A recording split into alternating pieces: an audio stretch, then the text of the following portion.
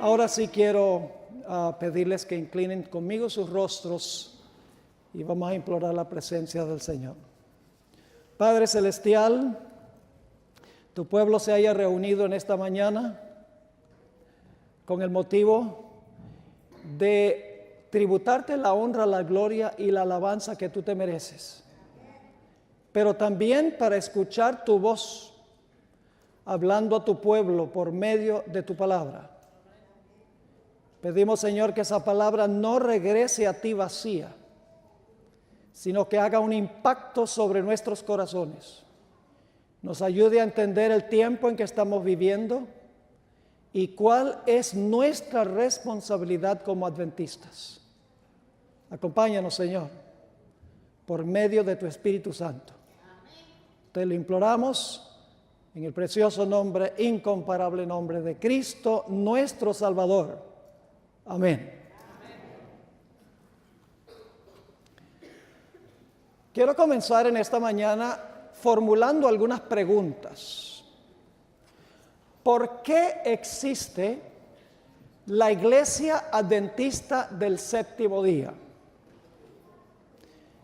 ¿Qué diferencia hay entre la Iglesia Adventista del Séptimo Día y otras iglesias que existen en el mundo contemporáneo?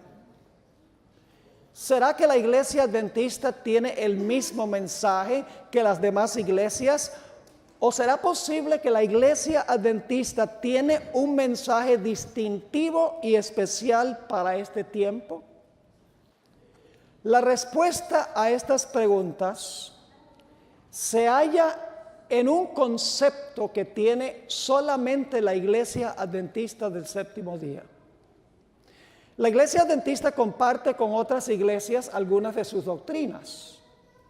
Hay otras iglesias no adventistas que guardan el sábado, que creen que la ley todavía está vigente. Hay iglesias que tienen altos principios de la salud, como los mormones. Aún hay una iglesia que cree que los muertos nada saben, los testigos de Jehová. Es decir, casi todas las doctrinas de la Iglesia Adventista son compartidas por uno u otro grupo religioso. Pero hay un concepto que es exclusivo de la Iglesia Adventista. Es la cosmovisión de la Iglesia Adventista. La palabra cosmovisión significa aquello que explica todas las dimensiones de la Iglesia Adventista del Séptimo Día.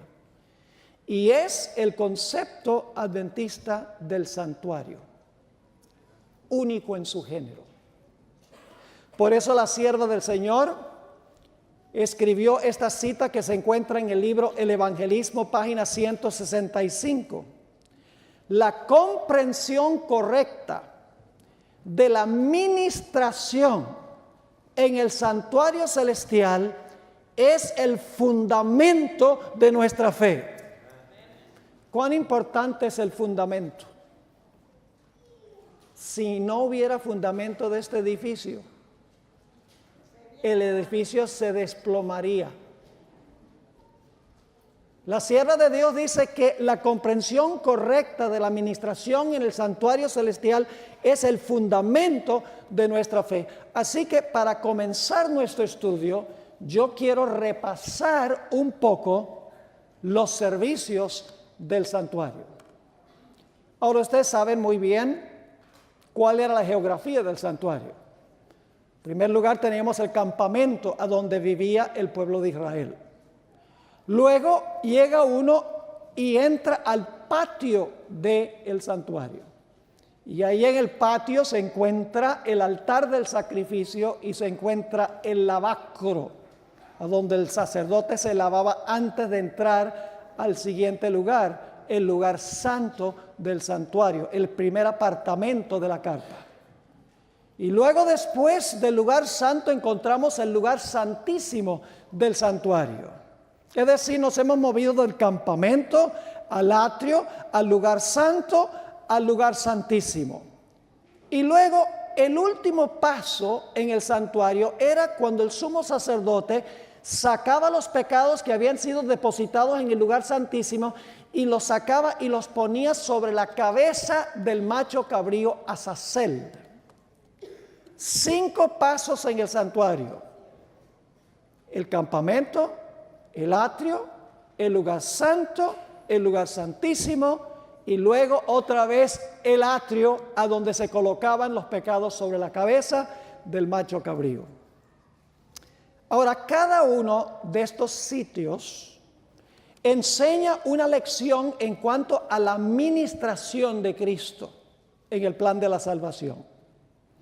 Lo que quiero hacer ahora es ir apartamento por apartamento, parte por parte, para explicar la función de Cristo en cada una de las partes. Hablemos en primer lugar del campamento. Saben, generalmente cuando los adventistas estudiamos el santuario, comenzamos nuestro estudio en el atrio, en el altar del sacrificio. Yo creo que es un error comenzar nuestro estudio del santuario en el atrio, en el altar del sacrificio, que representa la muerte de Cristo. Porque Cristo tuvo que hacer algo antes de morir. Jesús tuvo que venir a nuestro campamento, a donde vivimos nosotros, para vivir una vida perfecta, para que su sacrificio fuese aceptable. Jesús tenía que tejer un manto perfecto de justicia por su obediencia antes de su muerte. La ley de Dios exige absoluta perfección. Yo pregunto, ¿cuántas personas aquí le pueden ofrecer a la ley perfección absoluta? ¿Quiere levantar la mano si usted le puede ofrecer a la ley perfección absoluta? Nadie levanta la mano. Si lo hubieran levantado, entonces ese sería su primer pecado, porque es mentiroso. La Biblia dice, todos han pecado y están destituidos de la gloria de Dios. No hay justo ni aún uno. Es decir, la ley exige perfección y nadie en el mundo le puede ofrecer perfección a la ley. Un problema serio. Así que, ¿qué hizo Jesús? Vino a habitar entre nosotros. Dice en Juan 1:14. Vivió la vida que nosotros debemos vivir. Nunca pecó. Vivió en lugar de todo ser humano que jamás haya vivido en la historia del planeta Tierra. Es decir, tejió un manto de perfecta justicia accesible a todo ser humano que jamás haya vivido en el planeta Tierra. Jesús obedeció en lugar de todos los seres humanos. No se me inquieten. No significa que todos los seres humanos se van a salvar. Cristo vivió la vida que nosotros debemos vivir. Vivió esa vida en lugar de todo pecador que jamás haya vivido.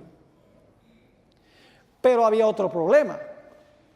No solo no podemos nosotros ofrecerle perfección a la ley, por eso Jesús tuvo que ofrecerle a la ley la perfección que la ley nos exige a nosotros en nuestro lugar, sino que la ley dice, si tú no me ofreces perfección, tienes que morir, porque la paga del pecado es muerte. Así que teníamos un doble problema. Problema número 1, no tenemos perfección para ofrecerle a la ley. Problema número 2, como no le podemos ofrecer perfección a la ley dice, tú eres pecador y tienes que morir. Es decir, tenemos todos que morir bajo sentencia de muerte. Por eso Jesús, después de vivir su vida perfecta en el campamento con nosotros, fue al atrio, al altar del sacrificio, y cargó sobre sí todos los pecados de toda la raza humana que jamás se hayan cometido o se cometerán en la historia del mundo. Jesús murió por todos los seres humanos. Su muerte cuenta como la muerte de todos. Es decir, en el campamento Jesús vivió por todos. En el atrio, en el altar del sacrificio, el Señor Jesucristo murió por todos. Y luego el lavacro, que no tenemos tiempo de estudiar los detalles, el lavacro representa la resurrección de Cristo, donde Cristo se despoja de la muerte de una vez por todas para entrar al siguiente paso de su ministración en el lugar santo. Es decir, el campamento representa la vida perfecta de Cristo en nuestro lugar. El atrio representa la muerte y la resurrección de Cristo en nuestro lugar. Pero no significa por eso que todo ser humano se va a salvar.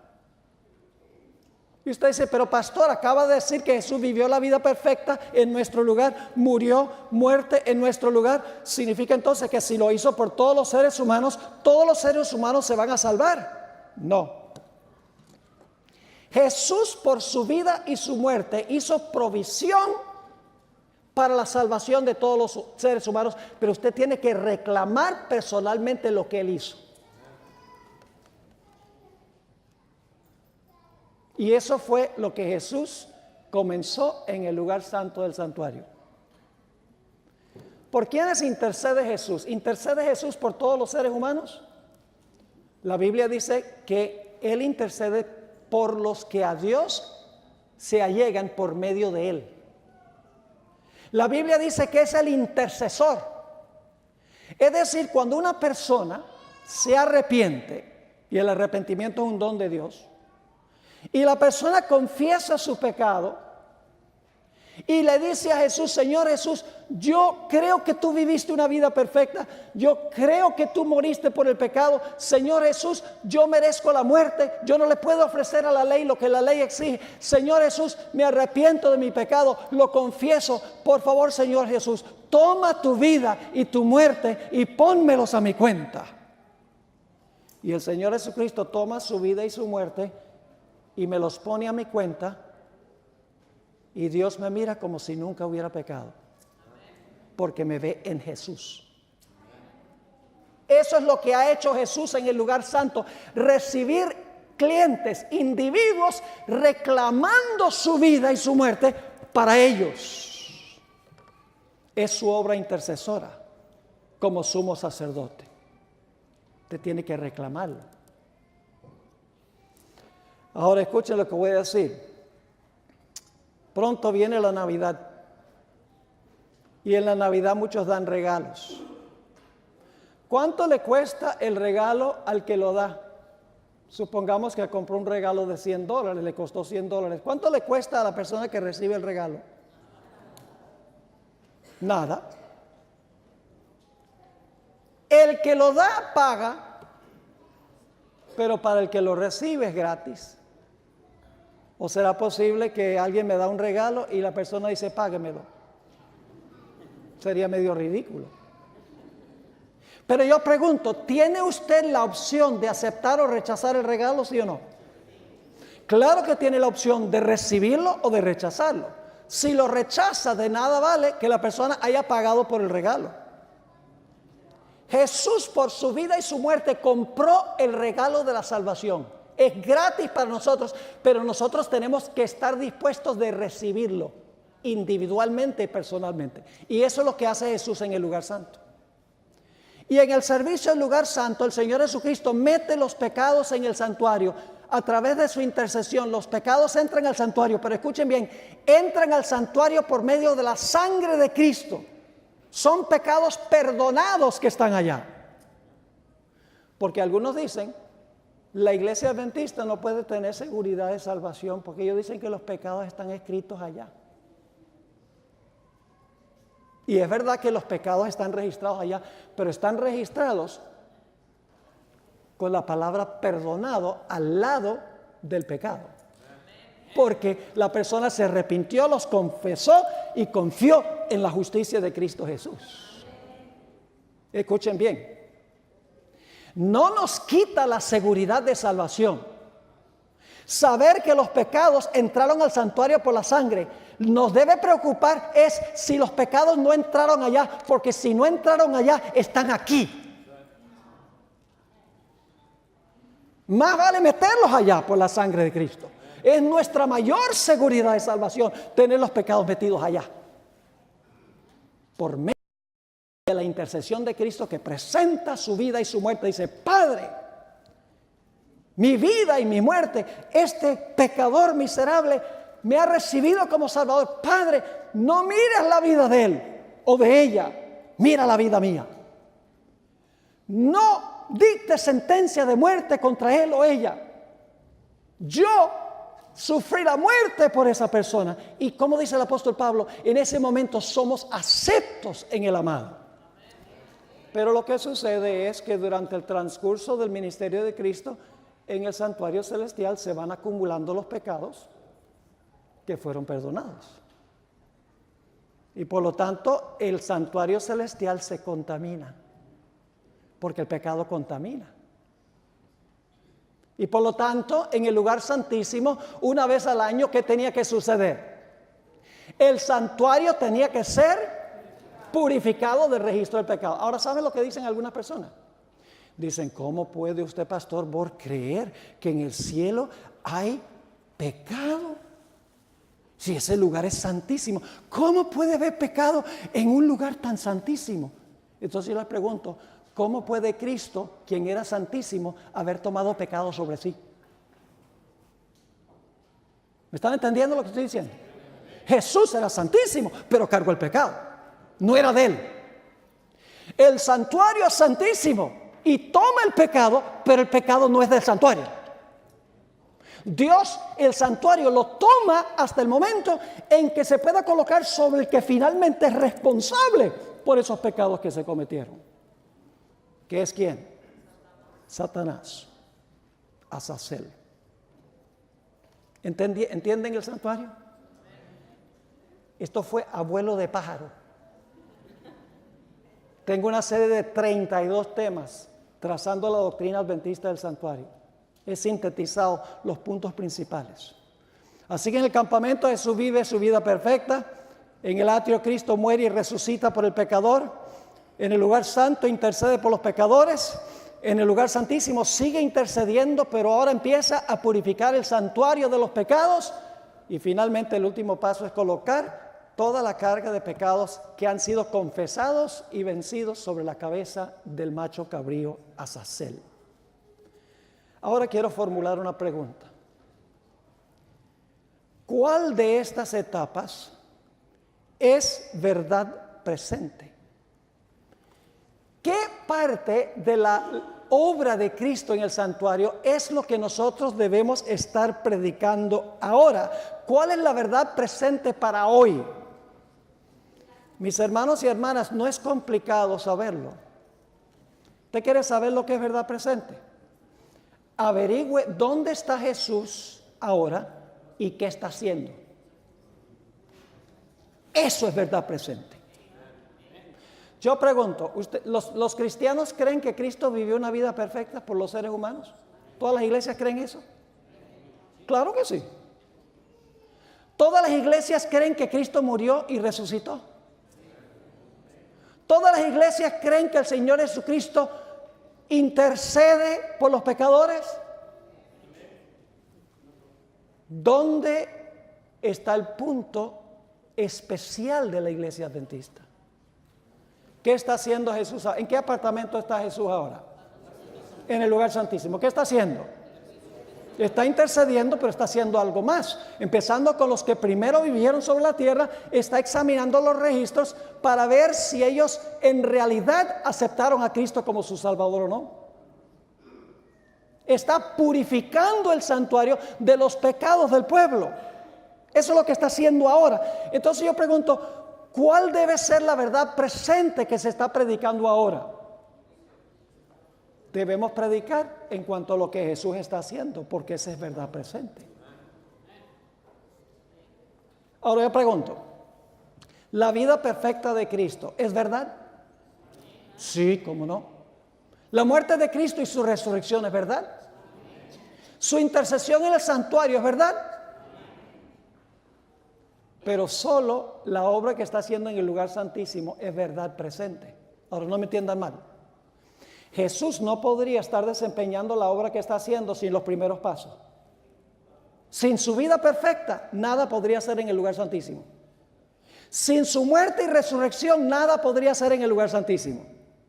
Sin su obra intercesora, no podría hacer nada en el lugar santísimo. Los pasos anteriores son todos importantes, pero hay que verlos en el marco de lo que está haciendo Jesús ahora, en el lugar santísimo del santuario. Ahora, quiero que nosotros vayamos en nuestras mentes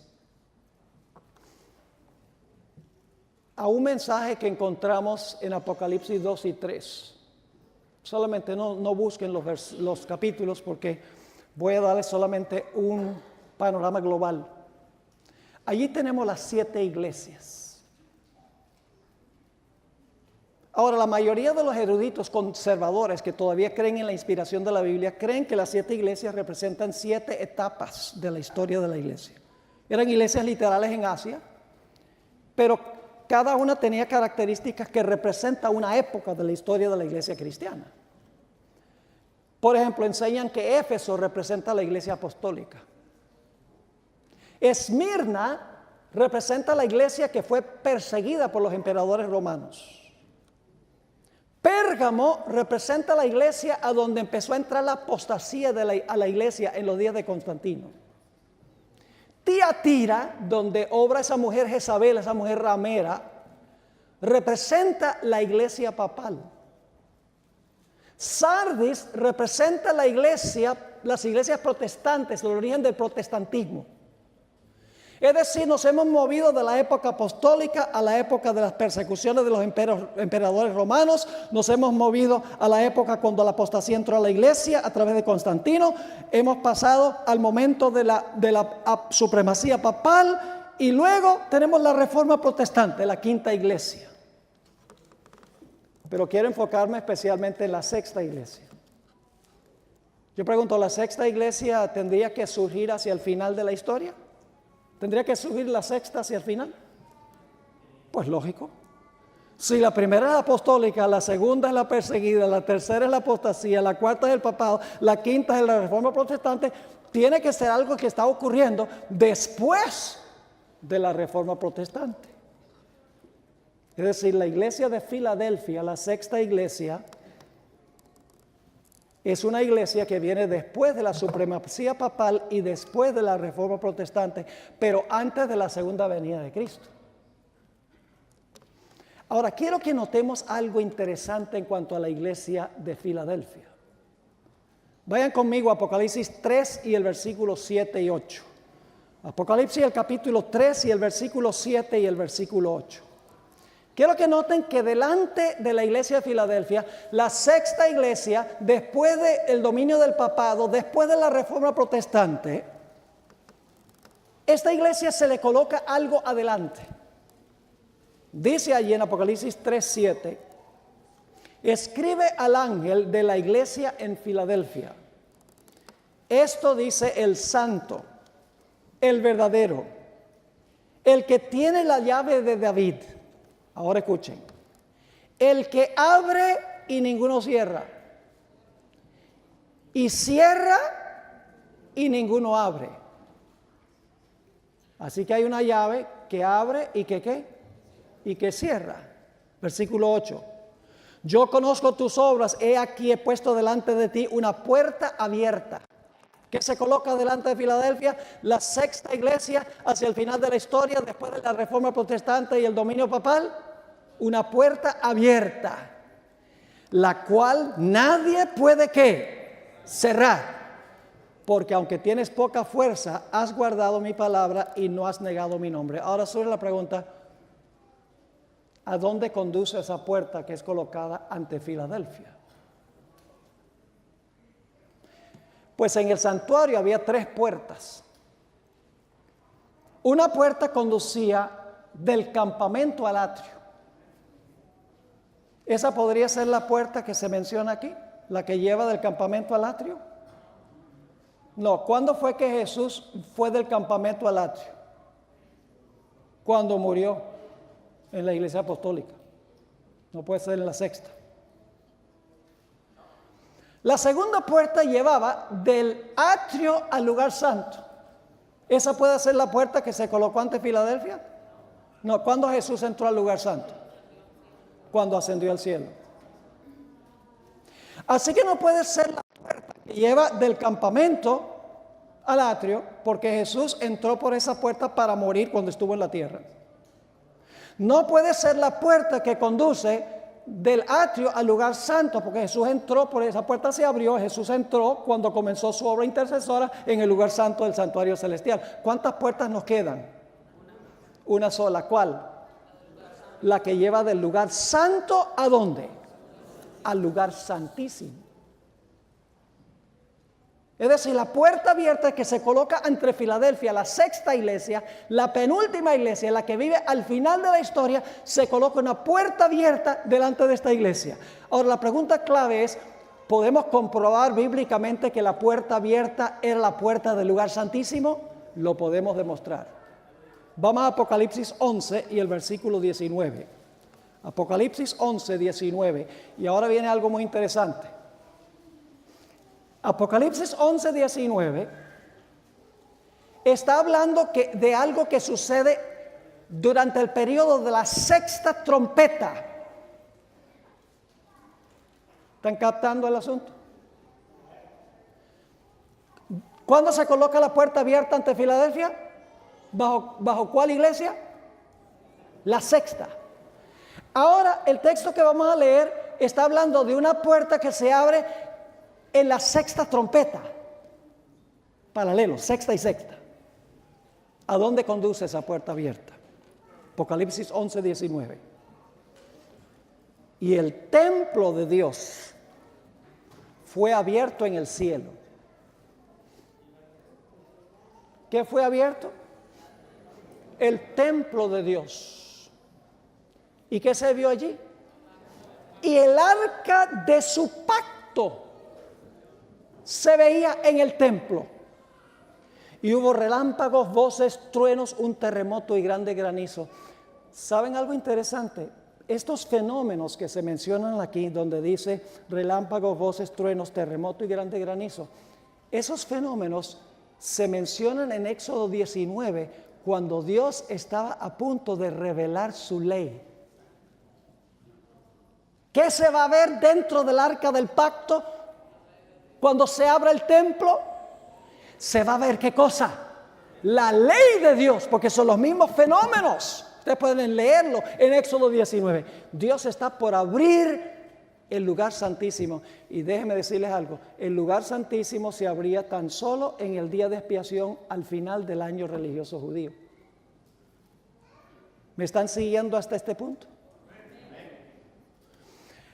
Ahora, quiero mencionar la perspectiva que nos da Daniel 7, porque vamos a ver tres perspectivas paralelas aquí. Hemos visto ya la sexta iglesia, puerta abierta.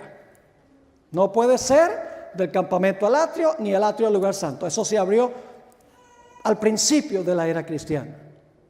Luego vimos a la sexta trompeta, se abre el templo, se ve el arca del pacto y hay los fenómenos de cuando Dios reveló su santa ley. Pero ahora vamos a mirar otra línea que presenta la Biblia, la de Daniel 7. Ahora, yo solamente voy a mencionar, ustedes han estudiado Daniel 7. En Daniel 7 tenemos un león. ¿Qué representa el león? Ay, eso fue débil, hermanos y hermanas.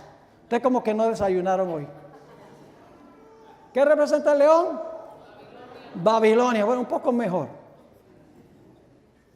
Luego tenemos un oso. ¿Qué reino representa el oso? Medo-Persia. Luego tenemos un leopardo. ¿Qué es el leopardo? Grecia. Luego tenemos una bestia espantosa y terrible, un dragón. ¿Qué representa el dragón? El Imperio Romano. Luego al dragón le salen ¿cuántos cuernos? 10. ¿Y qué representa eso? Que el Imperio Romano se dividió. Luego entre los 10 sale un cuerno ¿qué? Pequeño. ¿Qué representa el cuerno pequeño? Roma papal. ¿Cuánto tiempo gobierna? 1260 años, que terminan ¿en qué fecha? Escuchen bien, hermanos y hermanas, ¿en qué fecha termina? 1798. Ahora viene lo importante, no se me distraigan. Yo sé que tenemos hambre de la comida que perece, pero esta es la que no perece. Así que tenemos que concentrarnos. Las grandes cosas de la palabra de Dios exigen concentración. El estudio de la Biblia exige disciplina. Yo puedo pararme aquí y les puedo contar 3 historias, hacerlas bien bonitas y hacer un llamado sentimental y muchos responden. Pero eso no es la verdad presente, son palabras mías. Tenemos que seguir el orden y la secuencia que da la Biblia. Tenemos que ser sistemáticos en nuestro estudio de la Biblia. Para que la gente no diga, eso es opinión del pastor Borg. No. Matemáticamente se pueden mostrar estas cosas. Ahora yo pregunto, ¿Cuál es la siguiente escena en Daniel 7 después de los 1260 años? ¿Han leído Daniel 7? Después de los 1260 años, mis hermanos y hermanas, dice que el juez se sentó y los libros se abrieron. ¿Comienza qué cosa? El juicio. ¿Cuadra eso con lo que vimos de las iglesias? La sexta iglesia viene después de la Reforma Protestante y el dominio papal, cuando se coloca la puerta abierta. ¿Cómo no? En la sexta trompeta, eso viene también hacia el final, cuando se abre el lugar santísimo y se ve el arca del pacto y se revela la ley por los fenómenos que hay. ¿Cómo no? Y ahora vemos que en Daniel 7, después de 1798, aparece esta escena donde va a comenzar el juicio. ¿A dónde se hacía el juicio? En el santuario. En el lugar santísimo, en el día de expiación. Todas las líneas siguen el mismo orden. Ahora surge la pregunta: ¿a qué fueron Dios el Padre y Cristo al lugar santísimo el 22 de octubre de 1844? ¿Saben qué día es hoy? 22 de octubre. Vaya coincidencia. Estamos celebrando unos cuantos años después del gran chasco. Y no debería usar la palabra celebrando, porque no hay razón para celebrar, porque todavía estamos aquí. Y no deberíamos estar aquí. Ahora escuchen. En Daniel el capítulo 7 dice primero que el Padre, ustedes pueden leer el versículo 9 y 10, dice que el Padre va a un lugar, se sienta y dice que el juicio empieza y se abren los libros. Y luego en el versículo 13 y 14 dice que sobre las nubes del cielo viene el Hijo del Hombre, que es Jesús, no a la tierra, sino ¿a dónde?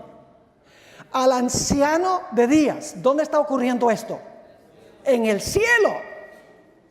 Jesús no viene a la tierra con las nubes, viene al anciano de días, quien se ha movido al lugar santísimo y se ha sentado en el trono de su juicio y se han abierto los libros. Ahora Jesús viene a donde está el Padre para desempeñar ¿qué obra? Jesús va para recibir el reino. Lo pueden leer en el versículo 14. Dice que a Jesús le fue dado el reino. ¿Quién se lo dio? ¿Quién es el único que le puede dar algo a Jesús? Dios el Padre. Así que Jesús entra para recibir ¿qué cosa? Para recibir el reino. Así que necesitamos entender qué es el reino.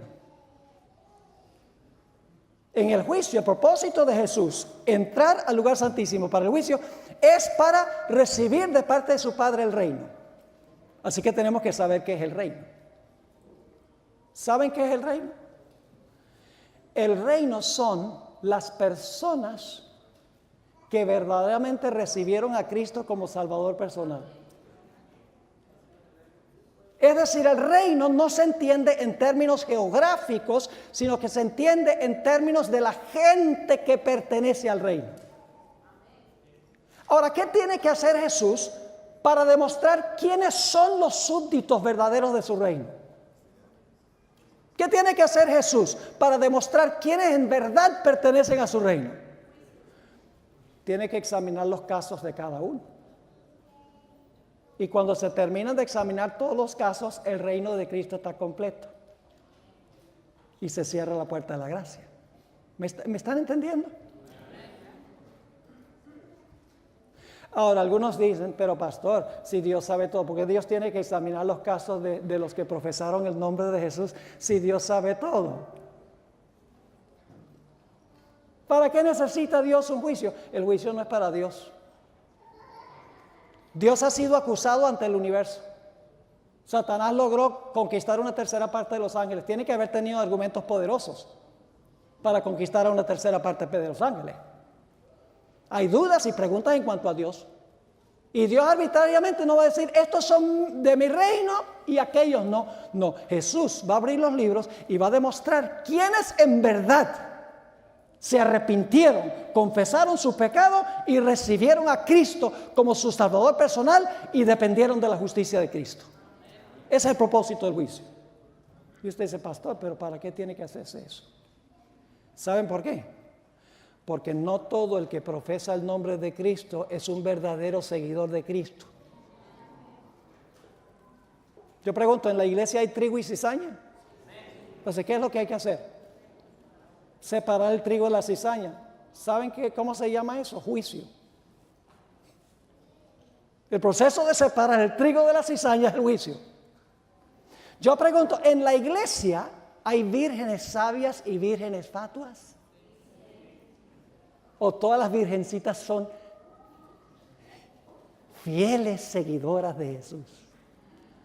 Todas tienen lámparas y todas tienen, aunque sea un poco de aceite, todas profesan a Cristo. Pero las 5 fatuas son falsas. Y cuando se cierra la puerta, escuchen bien, no es la segunda venida de Jesús, es la parábola de las 10 vírgenes. Cuando se cierra la puerta es el momento cuando la puerta de la gracia se cierra. Cristo recibe su reino y ya su reino está completo porque ha terminado el examen de todos los que profesaron a Jesús. Yo pregunto, ¿en la iglesia hay peces buenos y peces malos? ¿O todos son peces buenos?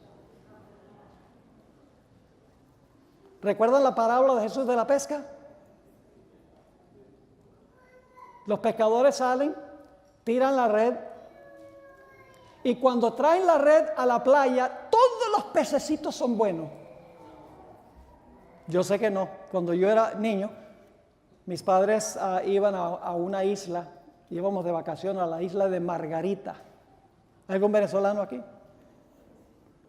Bueno, ni un solo, ya van a llegar porque ya van por Miami. Y están subiendo. Íbamos a Margarita, allá a la isla. ¿Conoce Margarita? La isla. Íbamos a una playa que se llama la Playa del Tirano. Tempranito por la mañana a ver entrar a los pescadores. Traían las redes y en las redes había de toda clase de animal marino. Inclusive un pez así con un cuerpito bien delgadito y una cabezota, le decían sapo. ¿Y saben lo que hacían con los sapos?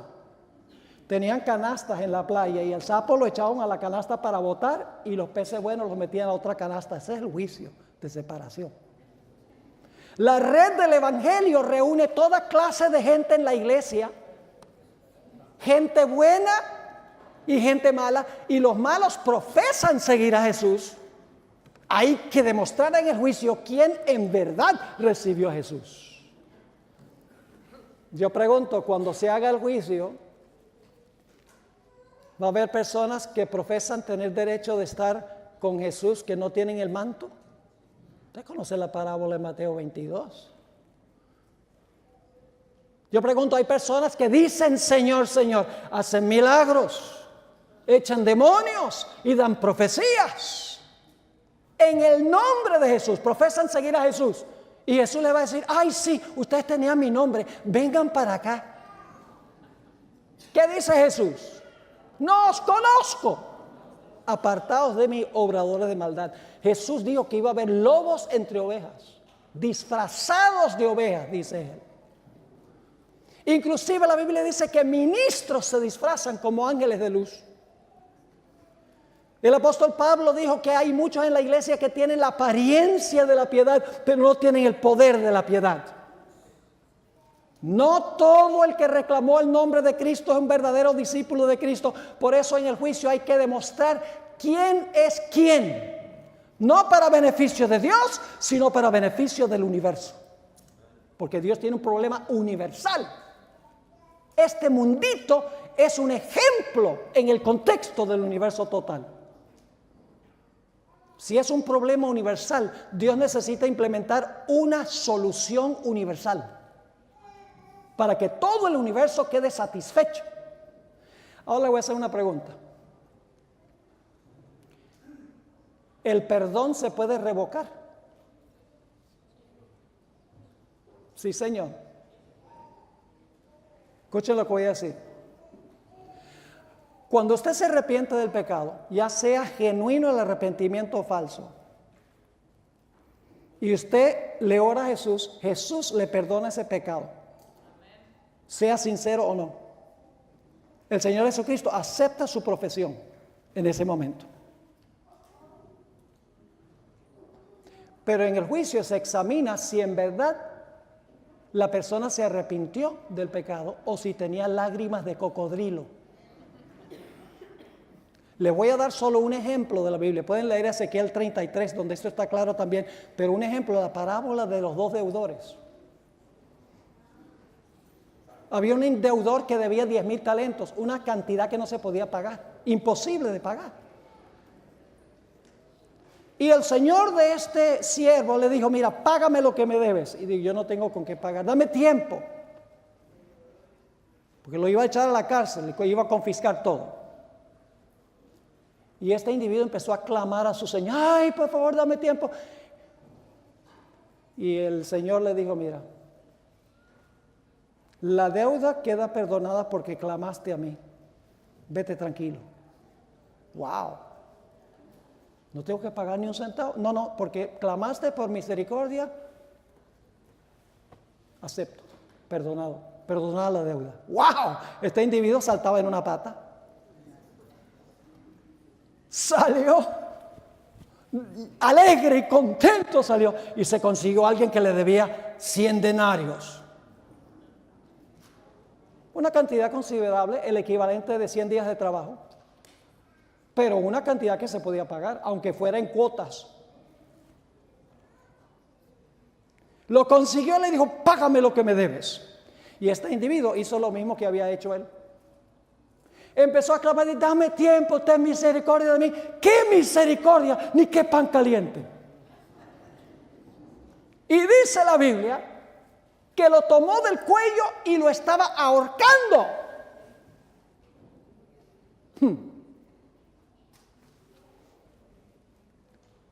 Pues los siervos, otros siervos, fueron y le contaron al Señor. Los siervos representan los ángeles que toman registro de lo que nosotros hacemos. Esta parábola tiene un simbolismo muy rico. Así que van y le dicen, mira, este individuo que tú perdonaste grande, se encontró uno que le debía un poquito y lo iba ahorcando. Y el Señor dijo, así es la cosa, tráigamelo para acá, ahora viene el juicio, para ver si su arrepentimiento fue genuino o no. Y viene y el Señor le dijo, ¿cuánto fue que yo te perdoné a ti? Y con una sonrisa dice, 10,000 talentos, gloria a Dios. ¿Y qué es esto que yo oigo de ti, que yo te perdoné una deuda tan grande y tú no estás dispuesto de perdonar a tu semejante? Y se quedó callado. Y escuchen bien, se le revocó el perdón. Y se le echó a la cárcel hasta que pagara todo lo que debía. Yo pregunto, cuando se examinen los casos en el juicio y se vea que nuestras acciones contradicen nuestra profesión, ¿Dios va a revocar el perdón que una vez dio? La parábola dice que sí. Las obras de ese hombre mostró que su clamor al Señor eran lágrimas de cocodrilo. Estaba triste no por el pecado de haberle desfalcado el dinero al amo, sino que estaba triste por el sufrimiento del castigo que le iba a venir. Triste de las consecuencias y no del pecado. Y solo en el juicio, por la forma que trató a los demás, se demostró si su arrepentimiento era genuino o no. Por eso, aunque somos salvos por gracia a través de la fe, seremos juzgados por obras, porque las obras demuestran si nuestra fe fue genuina o no. Porque usted no puede decir, yo tengo fe en Cristo y vivir como el diablo. Las obras demuestran si nuestra fe en Cristo y nuestro arrepentimiento es genuino o no. Eso es lo que hace Jesús en el lugar santísimo. Pero ahora escuchen bien. Las verdades distintivas de la iglesia adventista se encuentran en el lugar santísimo. Lo que nos distingue de las demás iglesias se encuentra en el lugar santísimo. ¿Qué se encontraba dentro del arca del pacto? La ley. ¿Qué dice el mundo cristiano en cuanto a la ley? Oh, fue clavada en la cruz. No se puede guardar. Era para los judíos. No estamos bajo la ley, sino bajo la gracia. Eso dice el mundo cristiano. Pero cuando usted entra al lugar santísimo donde está Jesús, usted descubre que la ley está ahí, la ley está vigente, todavía está igualmente vigente. ¿Qué se encuentra en el centro de la ley?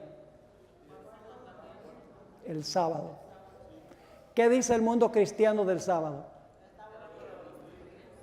Fue abolido en la cruz.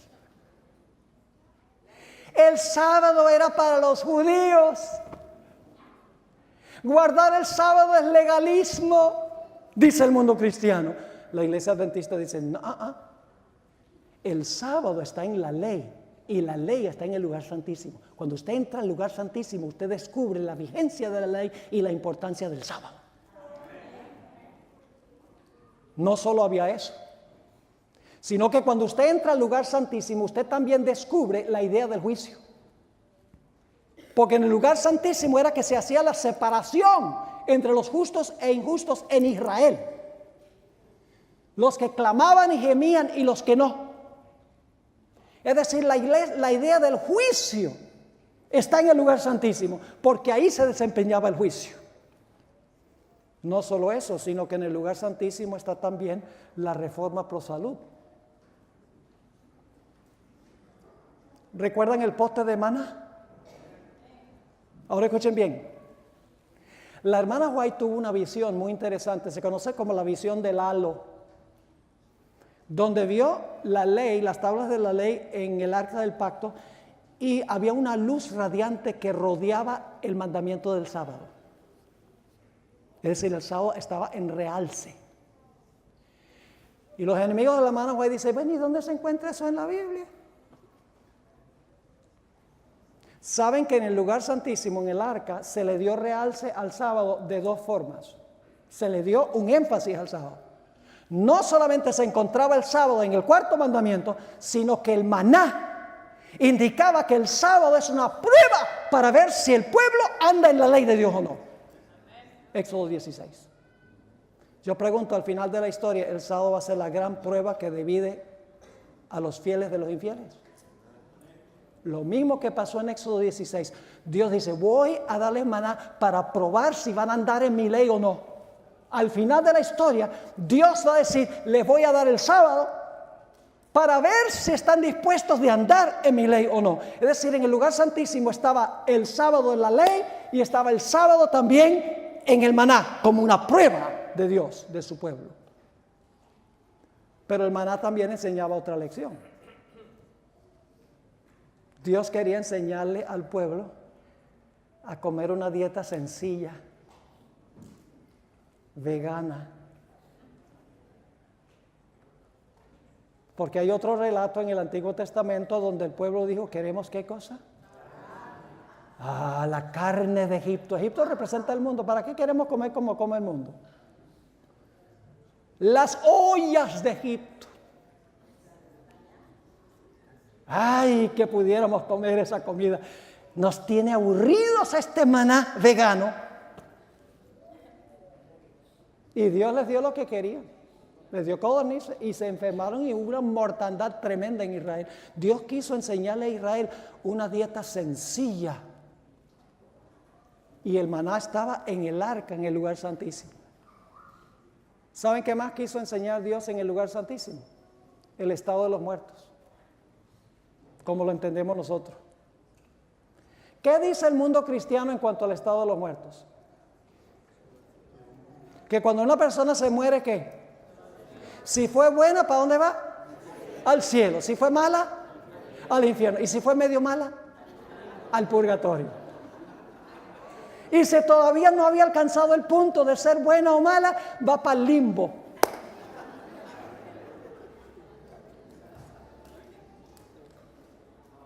Pero la iglesia adventista enseña que los muertos nada saben. Y está conectado eso con el juicio. Les voy a explicar por qué. El juicio comenzó el 22 de octubre de 1844. Ahí comenzó el juicio para dividir a los justos de los injustos. Ahora, yo quiero preguntarles esto.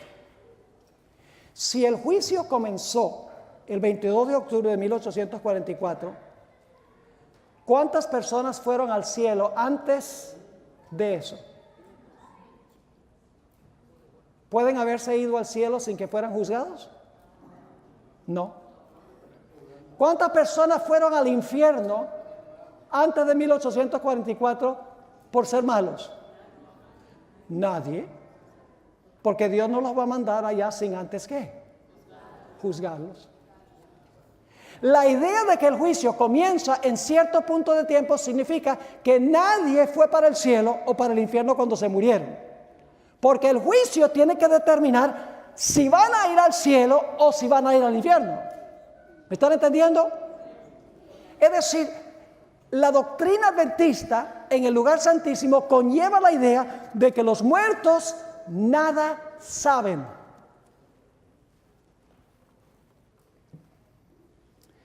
Quiero ir a un pasaje más, ya el tiempo se está acabando, pero yo tengo el púlpito. Y ya le he dicho a los del cuarteto que mantengan amarrado al pastor. Es tan importante esto, hermanos. Quiero compartir todo con ustedes, porque es vital esto. Es lo que distingue a la iglesia adventista del séptimo día.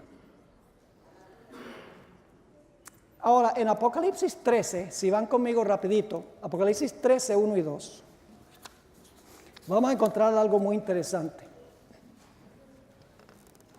Las mismas bestias de Daniel 7, pero en orden inverso.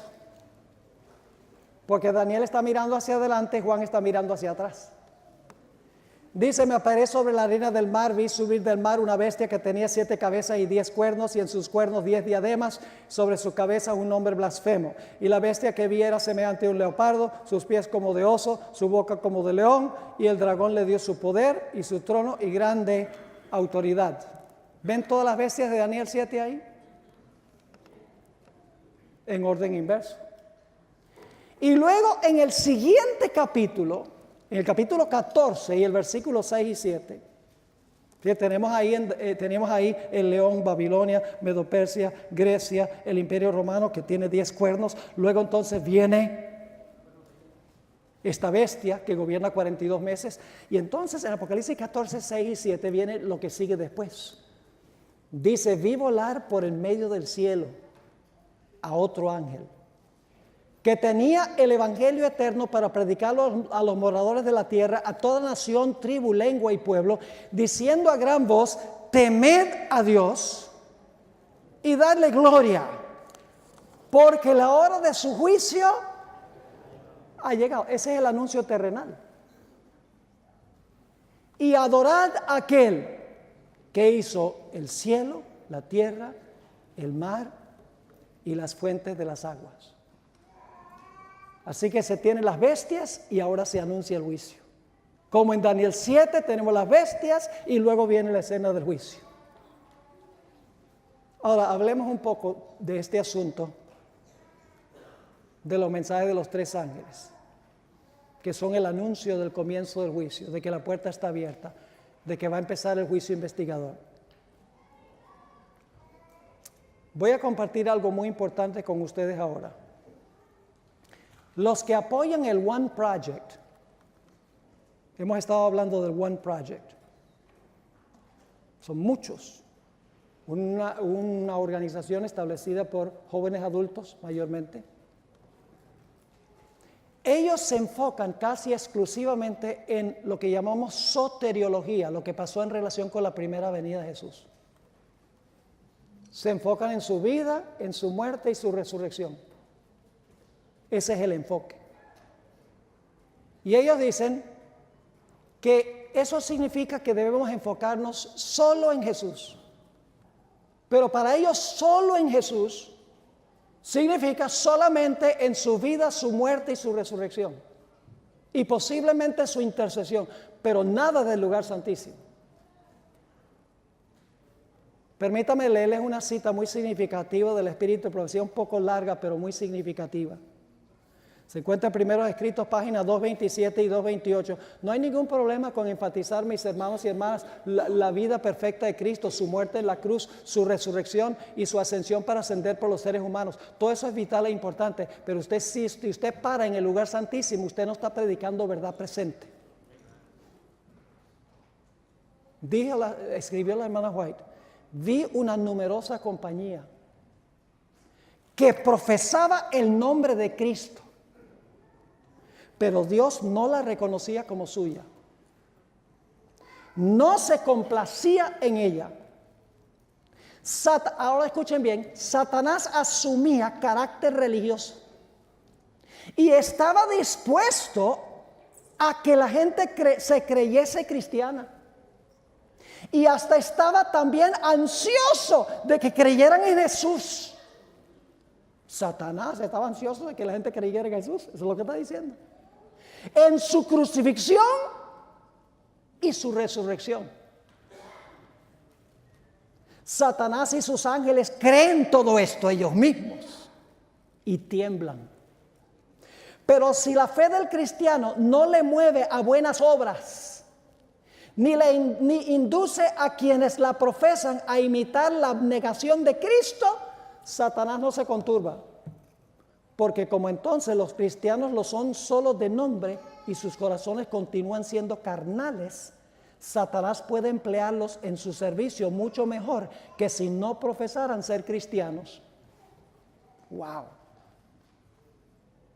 Ocultando su deformidad bajo el nombre de cristianos, pasan por la vida con sus profanos temperamentos y sus indómitas pasiones.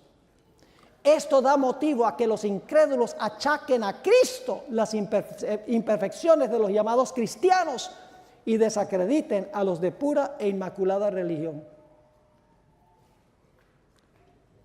Escuchen ahora esto. Los ministros ajustan sus sermones al gusto de los cristianos mundanos. Estamos hablando de yo, que estoy predicando. No se atreven a predicar a Jesús ni las penetrantes verdades de la Biblia, porque si lo hiciesen, estos cristianos mundanos no quedarían en las iglesias. Sin embargo, como la mayor parte de ellos son gente rica, miren los grandes teleevangelistas de hoy, los del pare de sufrir.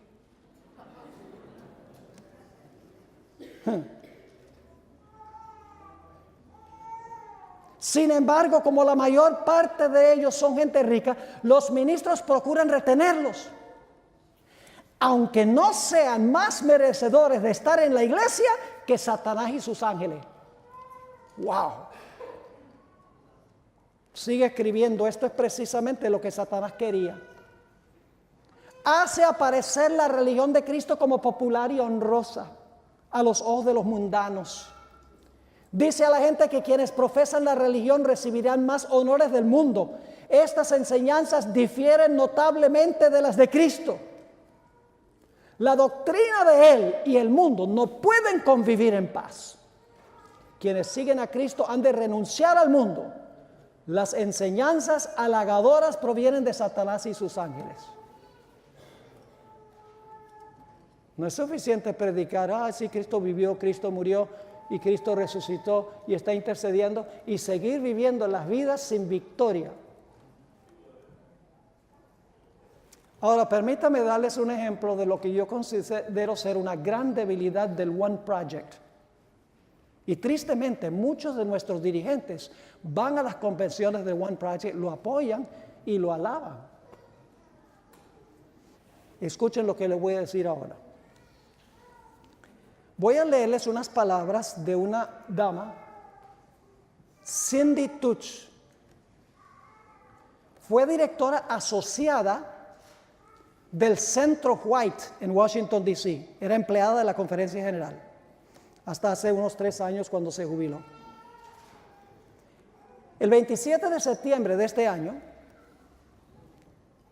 ella escribió un artículo que se publicó en Spectrum. No les recomiendo que lean Spectrum. Pero ahí escribió este artículo. Ahora, voy a leer lo que ella escribió para que ustedes puedan captar que el problema con el One Project no es solamente lo que hace, sino lo que no hace. No es solo lo que predica, sino lo que no predica. Leo. Dice ella, yo he asistido a reuniones del One Project en 3 ocasiones. En Atlanta, Seattle y Chicago. Es decir, es testigo ocular ella.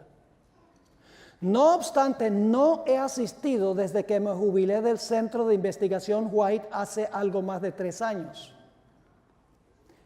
Aun cuando no encontré que el One Project fuera espléndido en todo sentido, como mi buen amigo William Johnson. William Johnson fue el editor de la revista adventista, The Review and Herald, por muchos años. Él fue a una reunión del One Project y dijo, esto es maravilloso, esto no tiene nada de malo. Entonces ella está reaccionando a lo que él escribió. Dice, aun cuando no encontré que el One Project fuera espléndido en todo sentido, como mi buen amigo William Johnson, tampoco lo encontré como un semillero de iniquidad, como lo creen algunos de nuestros hermanos y hermanas adventistas. Y luego escribió lo que le gustó del One Project. Dijo, lo que bendijo a mi alma. 1, la linda música cristocéntrica que fue presentada por el grupo de alabanza de Nicolás Zorc. 2, la oportunidad de discutir las presentaciones en grupos pequeños con franqueza y honestidad. 3, el énfasis sobre la necesidad de ser activos en nuestras comunidades para ayudar a los pobres, los marginalizados y los que no tienen voz propia. 4, el enfoque sobre la gracia y justicia de Cristo que fue esbozada por algunos de los presentadores. 5, un reconocimiento que el Espíritu Santo unge para la obra a aquellos a quien llama. Eso es lo que le gustó. Sigue diciendo, lo que faltó. Ahora, esto es lo que ustedes quieren que noten. Lo que faltó. Dijo ella, faltó alguna mención positiva de los mensajes de los 3 ángeles de Apocalipsis 14. El concepto de un remanente que Cristo ha llamado con un propósito especial para este tiempo. La creación en 7 días literales y contiguos de 24 horas cada uno, no se mencionó. El libro El conflicto de los siglos de Ellen G. White. El juicio investigador antes de la segunda venida. El evangelismo público, tal como ciclos satelitales dirigidos por reconocidos evangelistas adventistas. Y luego dijo esto, no se dijo nada de un Cristo cuya gracia abrumadora nos inspira a la santidad en nuestro estilo de vida y afecta nuestras elecciones en materia de vestimenta, comida y bebida, entretenimiento y sexualidad. Y dijo, tampoco se mencionó nada sobre las porciones proféticas de Daniel y Apocalipsis. El problema no es solamente lo que están haciendo, poniendo bandas de música rock, promoviendo la oración, tipos de oración que la Biblia no apoya. La idea de que hay que vaciar la mente para que entonces podamos escuchar la voz de Dios. Eso es el problema con lo que hacen, pero el problema es que no dan ningún énfasis a la verdad presente, al mensaje especial para este tiempo. Y debo decir que Cindy Touch no está en contra de este movimiento. Ella tiene muchos amigos en el movimiento, pero es honesta en decir qué es lo que no hubo. ¿Cómo puede haber una organización adventista si no menciona nada de la verdad presente? Porque no hubo nada de la verdad presente en las 3 reuniones o convenciones que ella estuvo.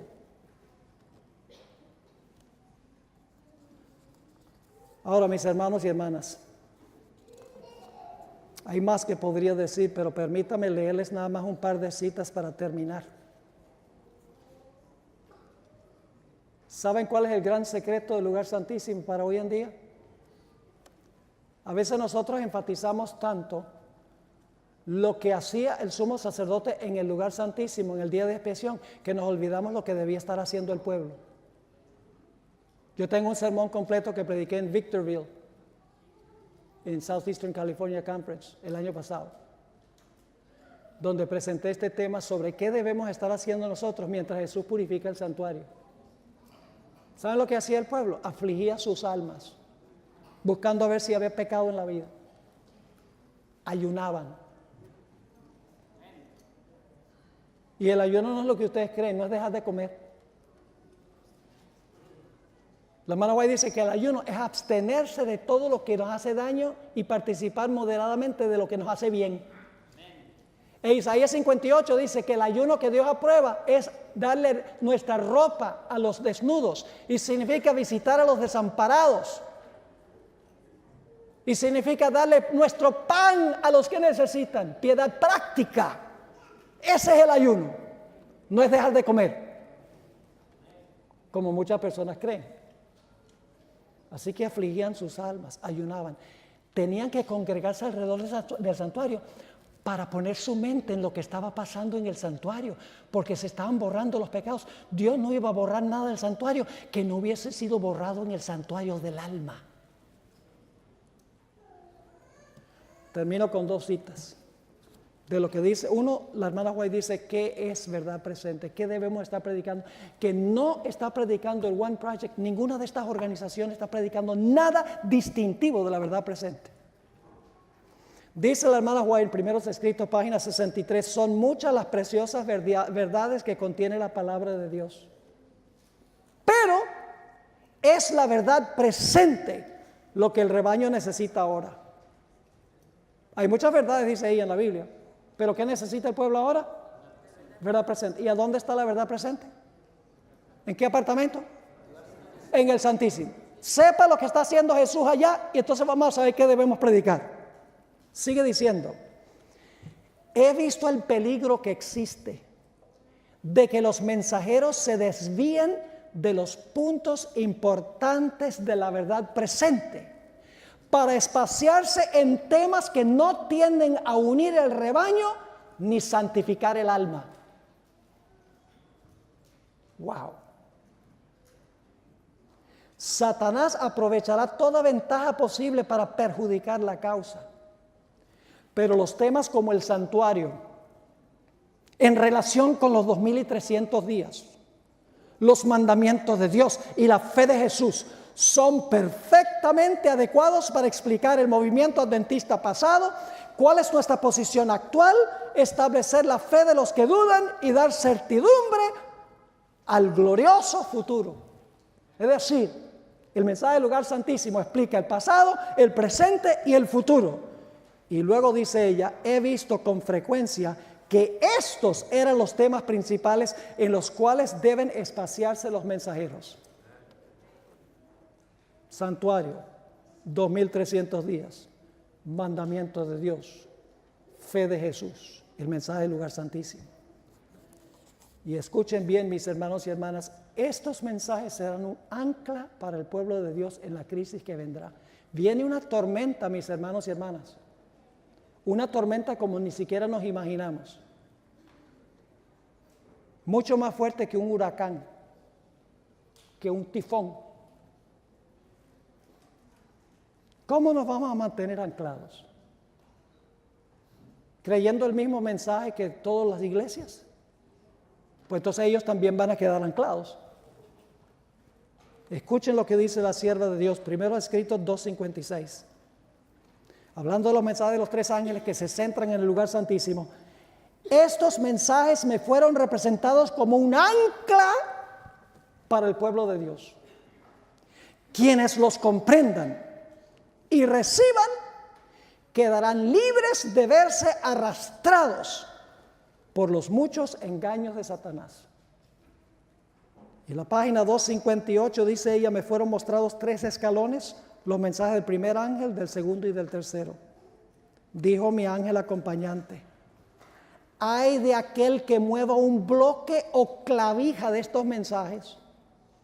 La verdadera comprensión de estos mensajes es de vital importancia. El destino de las almas depende de la manera en que son recibidos. Mis hermanos y hermanas, así de importantes son estos mensajes. Es un asunto de vida o muerte. Predicar el mensaje del primer ángel: teme a Dios, dale gloria. La hora del juicio ha llegado. Adora al Creador guardando su sábado. Si estás en Babilonia, sal. Y si no sales, vas a terminar recibiendo la marca de la bestia, dice el mensaje del tercer ángel. Es un asunto de vida o muerte. Así que, mis hermanos y hermanas, más vale que nosotros prediquemos el mensaje que Dios le ha dado a la iglesia adventista para este tiempo. No perdamos el tiempo predicando lo que predican las otras iglesias, pues si estamos haciendo eso, ¿para qué existimos? Dios ha llamado a este pueblo como un pueblo especial para este tiempo. Esta es la iglesia remanente del Señor, con todos los problemas que tiene. Pero se ha extraviado, se ha desviado de la función por la cual Dios llamó a esta iglesia. Y tenemos que regresar al camino que Dios trazó. Y debemos orar que eso sea así. Y debemos nosotros participar para que sea así.